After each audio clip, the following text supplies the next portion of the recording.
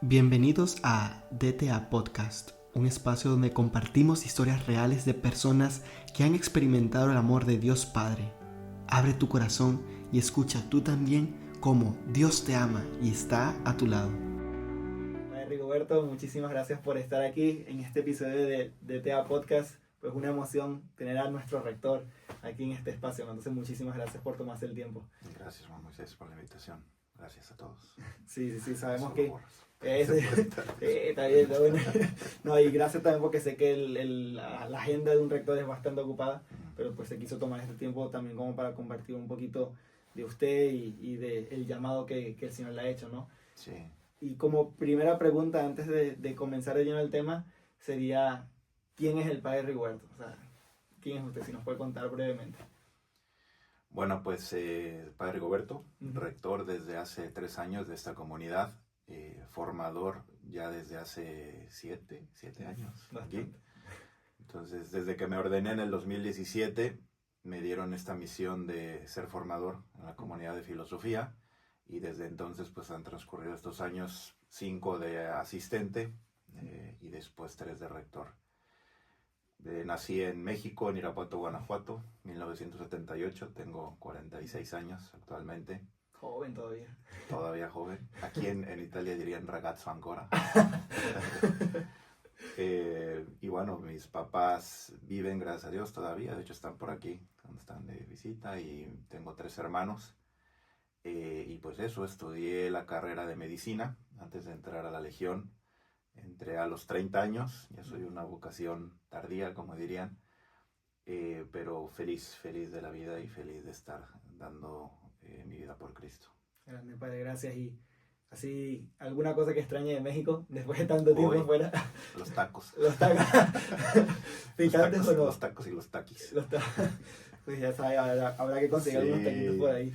Ah, bueno, la gente también. A ver, porque desde que llegué a teología, 2013, aquí 2014, desde prácticas, no he vuelto a México, entonces sí, pues también se extraña a tu gente, ¿no? Estar con los que creciste, sobre todo yo que pasé 30 años allá de mi vida. Amigos, todo. Amigos, familia, en fin, mucha gente que extrañas, pero bueno, también donde Dios te quiera, donde Dios te ponga, creo que eso, acompañar de ustedes, de los hermanos, de los demás padres, pues también es muy hermoso. Sí, Padre, muchísimas gracias. Y bueno, ya lo he comentado un poco, que es doctor, ¿no? Entonces, no sé si nos puede comentar un poquito de cómo fue ese llamado, ¿no? ¿Desde siempre tuvo la inquietud de ser doctor o cómo se fue desarrollando eso, ¿no? Sí, yo creo que desde niño tengo algunos tíos médicos, y en especial un tío que es pediatra, y me acuerdo mucho que mi mamá, cuando se llevan muy bien como hermanos, y nos llevaba a visitarlo a su consultorio, y pues veía, los pediatras siempre tienen como juguetitos en la sala de espera y todo eso, entonces para empezar para mí era súper divertido ir ahí y luego pues también ver algo del trabajo de mi tío, ¿no? Y compartir con él. Y yo creo que fue así como nació la vocación, ¿no? O sea, porque desde niño dices, pues yo algún día quiero ser como mi tío y quiero ser doctor. Y fue así. Después, si quieres al rato cuento un poco cómo se fue como alternando con la inquietud al llamado al sacerdocio. Pero al final yo creí en algún momento pues que iba a ser médico toda mi vida, entonces me metí a estudiar medicina. Y pues bueno, Dios me cambió un poquito los planes, pero... Sí, no sé si nos puede contar también un poco como eso que dice, ¿no? Porque, o sea, se puede sonar como eso, una doble vocación, ¿no? O sea, como vocación a la medicina y vocación al sacerdocio, pero ¿cómo fue? O sea, como ¿qué vino primero? ¿O por qué una y luego la otra? O sea, sí. ¿nos puede contar un poco de eso? Sí, como digo, primero yo creo que fue la parte de estudiar medicina porque desde niño tenía ese deseo, ¿no? A los 12 años yo estudié en un colegio marista, de los hermanos maristas en Irapuato, y cuando tenía como 12 años llegó un sacerdote legionario a invitarnos a alguna convivencia vocacional. No sé si todavía lo hagan así, porque a lo mejor a ti te tocaban esa experiencia, pero pasaban un papelito en donde tú tenías que anotar. Creo que una de las preguntas era si alguna vez has sentido una inquietud sacerdotal, ¿no? Pues yo creo que ahí la mayoría de los niños contestamos sí, alguna vez, porque no, vamos a ir a una convivencia muy bonita en el Ajusco, en la Ciudad de México. Entonces, bueno, Sí. digamos que esa fue la primera vez que yo, como pues, siendo un niño todavía, pensé en ser sacerdote. Pero siempre, como digo, crecí en una familia católica, en una escuela marista, entonces Dios siempre estuvo presente. Y de verdad que eso le agradezco mucho a Él porque eso explica mucho de nuestra vocación, yo creo que la vocación de todos, ¿no? Y cuando a los 12 años me invitó este sacerdote, pues acepté a ir a la convivencia.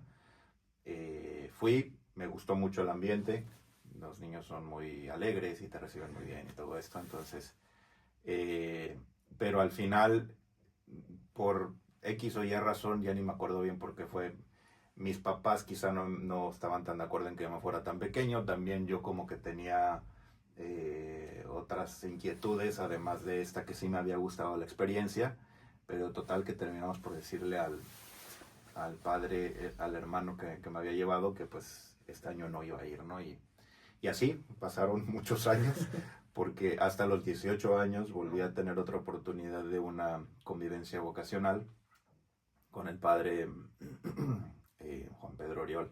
Entonces él me llevó a Monterrey a una convivencia, igual yo me gustaba mucho, es decir, descubría que en un ambiente que a veces en el mundo es difícil porque la gente no habla de Dios o se olvida de Dios o vive de una forma pues más bien alejada de Dios, como encontrar ese lugar donde todos tienen ese mismo ideal de amar a Dios, de entregar su vida, me daba mucha ilusión, ¿no? Me llenaba de mucha alegría.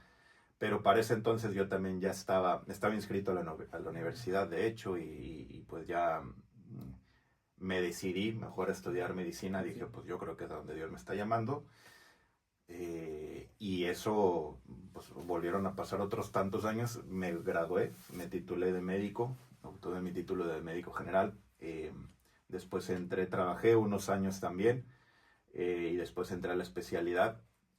Y hasta los 30 años, como te decía hace rato, volví a sentir esa inquietud fuerte, ¿no? Ya después me acuerdo que tenía una novia ahí de 4 años ya con ella, y fue una inquietud que se dio a partir de un episodio que podría parecer muy, muy singular, ¿no? Pero que después se desarrolló conforme fui platicando con el director espiritual y todo en la vocación, ¿no? Resulta que yo llegué a la Ciudad de México a hacer la especialidad, ya había empezado ya el examen de especialidad, y un día era imagenología, que es la especialidad esta donde estudia los médicos las imágenes de radiografías y todo esto, ultrasonidos, ¿no?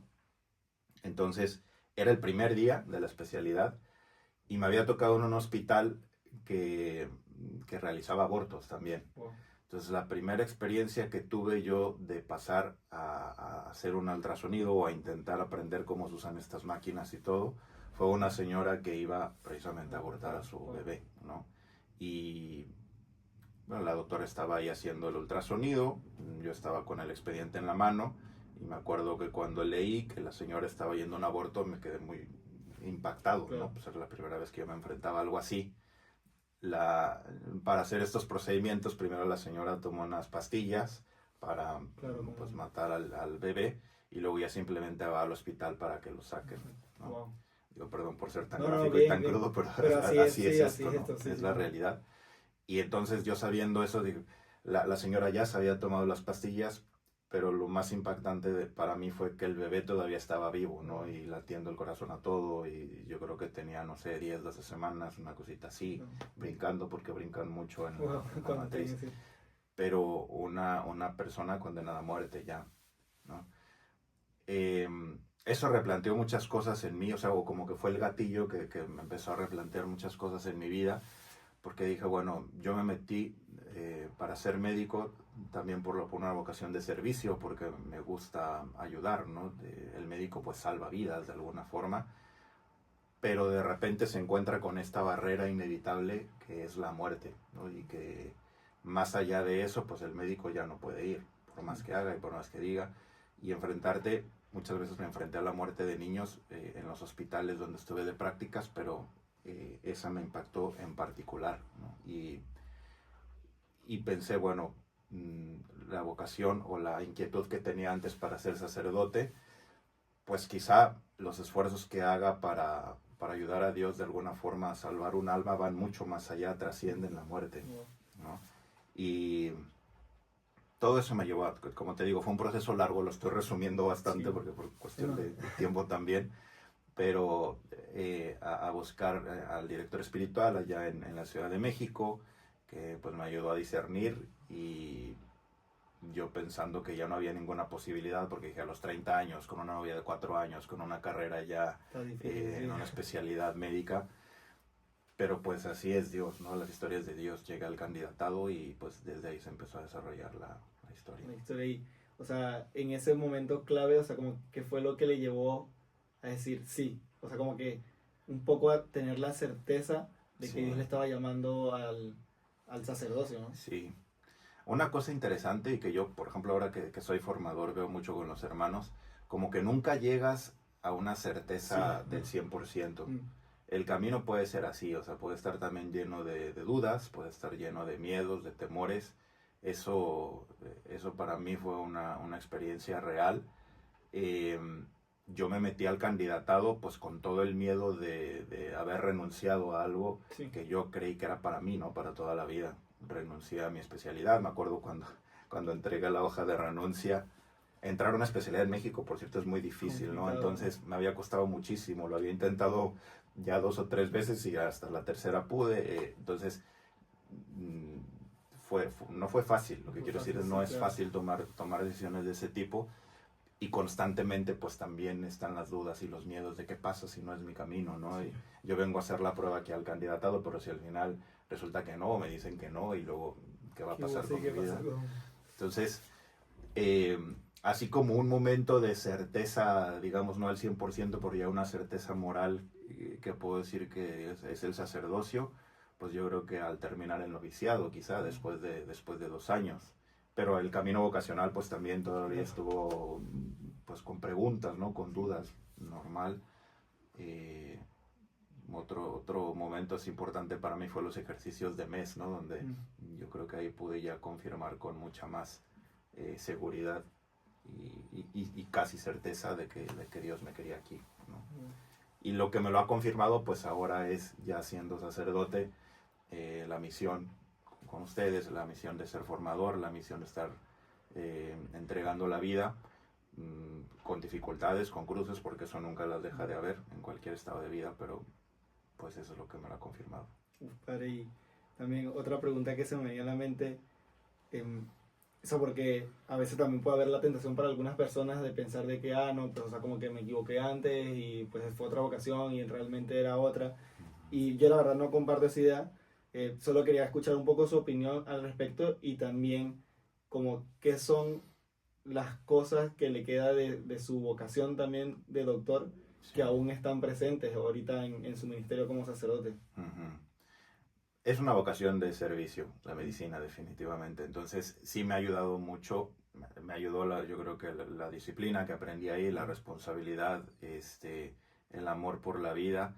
Yo creo que sobre todo la experiencia del sufrimiento, del sufrimiento y del dolor humano, porque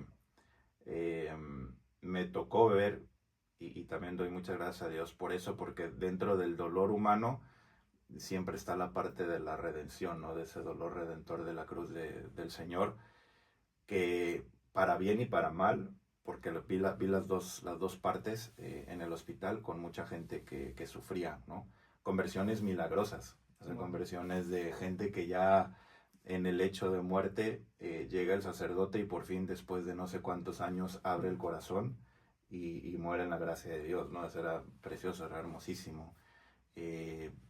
Bebés pequeñitos, recién nacidos, que nacían ya muy mal de sus mamás, y ver a las enfermeras con una fe impresionante que tenían agua bendita y sabían que ellas cuando estaba el peligro de muerte el bebé los podían bautizar, pues bautizándolos, y ya pues me tocaba ver morir a esos bebés, pero bautizados, ¿no? Muy hermoso. También, como digo, la parte no tan buena, ¿no? La parte más bien del dolor que no alcanza a ser redimido, pero pues también por la cerrazón de los hombres, ¿no? Alguna persona que me tocó sí ya en su lecho de muerte, siempre negándose a la misericordia y al amor de Dios hasta el final, y pues así murió, ¿no? Se lo encomendaron a la misericordia del Señor, pero en fin, lo que quiero decir es todas estas cosas, estas anécdotas de ver a las personas sufrir, te sensibilizan, sí te cambian, ¿no? Entonces creo que mucho de eso me ha ayudado ahora ya como sacerdote. El sacerdote al final es un instrumento de misericordia del Señor. Ya haber experimentado la misericordia de Él con otros, pero también con uno mismo, y yo creo que principalmente con uno mismo, sí. Porque, a ver, pasé 30 años en el mundo, ¿no? Y no era un santo. Entonces, pero hice esa experiencia también de misericordia del Señor. Entonces, habiéndola hecho, creo que me abrió mucho el panorama de lo que significa, del sentido de ser sacerdote de la misericordia del Señor, ¿no? Muchas gracias, y creo que de la penúltima pregunta es, hoy por hoy como sacerdote, ¿qué es lo que más valora de su sacerdocio? Usted dice, esto para mí es clave, no sé. Sí, pues hay muchas cosas. A ver, mi experiencia ha sido solo estar de formador por ahora, ¿no? Como en el ministerio, como digo, desde que salí de teología es esto. Para mí una de las cosas más hermosas que hay como sacerdote es poder tocar los corazones de las personas. Eso para mí es terreno sagrado, pero ver cómo el Señor es capaz de tocar corazones en historias vocacionales, de escucharles a ustedes y todo eso es algo de lo que yo doy muchas gracias. Alguna vez te compartí también que en la misa, en el momento de la misa, pues para mí es la acción de gracias por excelencia y el centro de la vida de cada sacerdote, y debería serlo de cada persona, de cada cristiano. Como en el momento de alimentarles a ustedes con la Eucaristía, pues también como sentirte eso, ¿no? Que a pesar de tu impotencia, de tu inutilidad, de todos los límites que tienes, que Dios te quiere para eso, para estar alimentando con Él a los demás. Entonces también esos momentos son como muy potentes y son lo que me mantienen día a día, creo que ahora en el sacerdocio, entre muchas otras cosas, ¿no? Ahora eso es lo que me viene a la mente. Sí, y nada, ahora sí, para cerrar la última pregunta, ¿qué le diría usted a un joven, bien sea de 30 años, o alguien, no sé, de 18 o lo que sea? ¿Qué consejo le daría para escuchar la voz de Dios, para escuchar esa vocación que tiene? Indistintamente que si es el sacerdocio u otra vocación, que es clave para el discernimiento vocacional de uno, ¿no? Sí. La frase de Juan Pablo II, non avete paura, no tengas miedo, no tengas miedo. A ver, yo también siempre, cuando hablamos del miedo con los hermanos, el miedo es una cosa muy humana, ¿no? Hasta fisiológicamente, médicamente se puede explicar. Si tú te encuentras delante de un animal que te está ladrando y no te da miedo y no te quitas, pues te come el animal, ¿no?